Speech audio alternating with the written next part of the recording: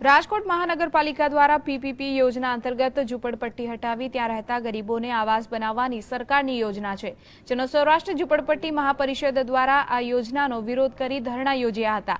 રાજકોટના ત્રિકોણબાગ ચોક ખાતે ગરીબ પરિવારોને એકઠા કરી થાળી વાટકા વગાડી વિરોધ દર્શાવવામાં આવ્યો હતો અને કોઈપણ ભોગે ડિમોલિશન કરવા દેવામાં નહીં આવે તેવો એક સૂર વ્યક્ત કર્યો હતો। ધરણા યોજી મ્યુનિસિપલ કમિશનરને આવેદનપત્ર પાઠવી રજૂઆત કરવામાં આવી હતી। પ્રદર્શનકર્તાઓનો આરોપ છે કે રાજ્ય સરકાર અને કોર્પોરેશન દ્વારા ઝૂંપડપટ્ટી ખાલી કરાવી આ જગ્યા બિલ્ડર્સને કરોડો રૂપિયાની કમાણી કરાવવાનો કારસો રચવામાં આવી રહ્યો છે।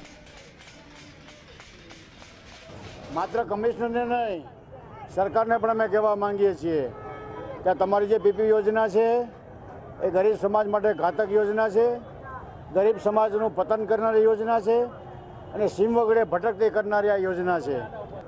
કરોડો રૂપિયાનો ભ્રષ્ટાચાર વર્તમાનપત્રમાં અમે જોઈ રહ્યા છીએ, છતાં આજે 3 મહિનાથી આ કોઈનું મોઢું ખોલતું નથી। ભાજપના લોકો બહુ બોલકા લોકો છે, કેમ કાંઈ બોલતા નથી? અત્યાર સુધી સરકાર ક્યાં ગઈ હતી? જ્યારે અમે અહીંયા આવ્યા ત્યારે 20-25 વર્ષ થયા, ત્યારે અમારા ઘરમાં લાઇટ પાણી કાંઈ નહોતું। ત્યારે 10 વર્ષ સુધી અમે લાઇટ પાણી વગરના રહ્યા હતા। અમે ક્યાં છે નાના છોકરા પાણી ભરવા જતા હતા, અમે રાતે સૂઈ નહોતા શકતા, ત્યારે અમને મચ્છર તોડી નાખતા, ત્યારે અમે ધુવાડો કરી અને સૂતા હતા। તો હવે સરકાર જાગી છે અને મોટા મોટા ખાડા હતા એ અમે ભરતી ભરી સરખાએ રેવલ કરી તો કે જમીન અમારી, કઈ ક્યાં ગયા હતા તમે? રાજકોટ વાસીઓને વેરો ભરતી વખતે પડતી મુશ્કેલી